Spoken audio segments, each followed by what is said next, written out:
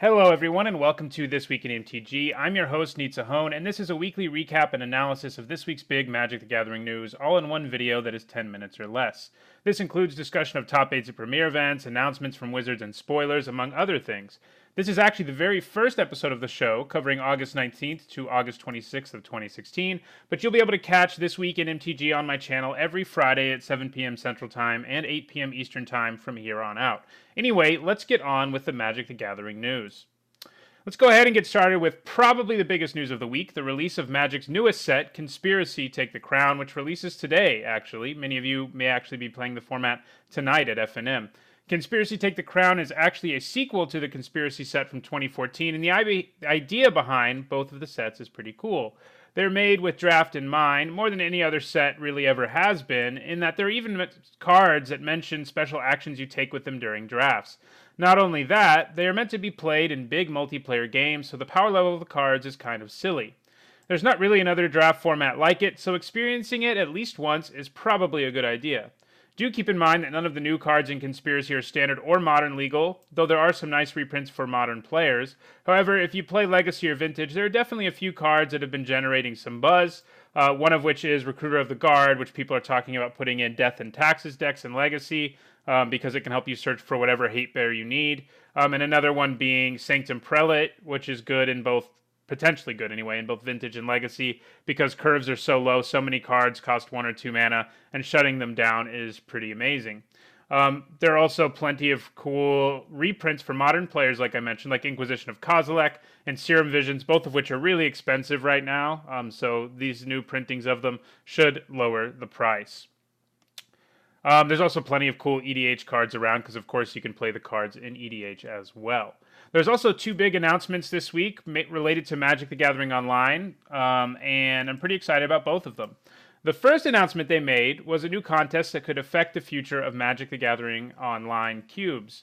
A make-your-own cube contest. I think this is a really cool idea, especially in light of the fact that Wizards' last attempt at creating a new cube, Legendary Cube, was so poorly received by fans. So poorly received even that they stopped doing the Legendary Cube the second time they ran it in the middle and just switched to Legacy Cube or Vintage Cube, one or the other.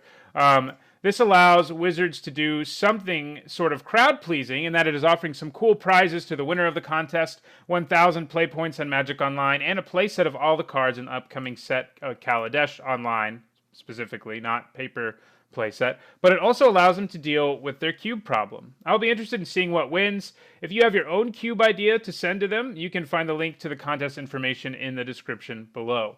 The other big announcement they made this week is the announcement of draft leagues. As a draft junkie myself, I'm pretty excited about the idea. These leagues will function like other leagues on Magic Online. You can play out your matches whenever you want to, meaning that you don't have to make sure you have a 3-hour block available before you enter a draft, which is generally what you have to do if you want to make sure you get through all of your matches. There is one major difference to this league, though, and it should sort of be an obvious one. You and 7 other people have to draft at the same time, but after that, you have until the end of a league, which is usually at least a few weeks off, to complete your matches. This will result in some strange situations, since the league format means you won't always be playing with people from your same pod, so any sort of attempts you made at sending signals or hate drafting things are going to be a little less relevant, in that you won't be able to know exactly what decks people could be in based on what cards were around or what cards might be in people's decks. And that's sort of an element of drafting that will be left out of this new format. But I think the convenience on the whole will still be attractive to a lot of people. The other cool thing is that you get a trophy every time you win a draft league, and it shows up on a leaderboard. And I don't mean win, I mean every time you post an undefeated record in a draft league. And so you kind of get to compete against other people in a way that hasn't really been possible on Magic Online thus far. And that's kind of cool. There's a little bit of a downside that comes with these new leagues. Wizards recently added the 6222 Swiss queues to Magic Online, and they will be discontinuing those with the introduction of leagues. I don't fully understand why. It seems like they should have as many play options available as possible, instead of eliminating one with the introduction of these leagues. Another announcement made this week was the new promos for September to November for Friday Night Magic. We have Flaying Tendrils, Rise from the Tides, and Fiery Temper. I like the art in the first two a lot. The third one's kind of, I'm not a huge fan of. I like the other Fiery Temper better. But Flaying Tendrils and Rise from the Tides are pretty neat. They're both cards they're all three of them are cards that are at least seeing some play in Standard right now. Rise from the Tide's a little less lately, but if the Brains deck ever comes back, it'll definitely Rise from the Tides will definitely be in it. One thing to take note of on the Rise from the Tides promo card, incidentally, is that they've introduced a new wording for creating tokens. Instead of saying, put a 2/2 black zombie creature token onto the battlefield for each instant and sorcery card in your graveyard, which is how it is worded originally, it says create. And that is something to keep in mind, because what we have next is the very first spoiler of Kaladesh, which was actually leaked just earlier today. And it is Saheeli's Artistry. This is the first look we've had at any Kaladesh card. It seems to be, as I said, the result of a leak rather than from an official spoiler, but the consensus in the community is that this card's legitimate, and I think they're right. The card features the new Planeswalker from Kaladesh blocks, Saheeli, and it also illustrates something that we already know from our glimpse of Kaladesh and Magic Origins. Kaladesh is going to be an artifact block.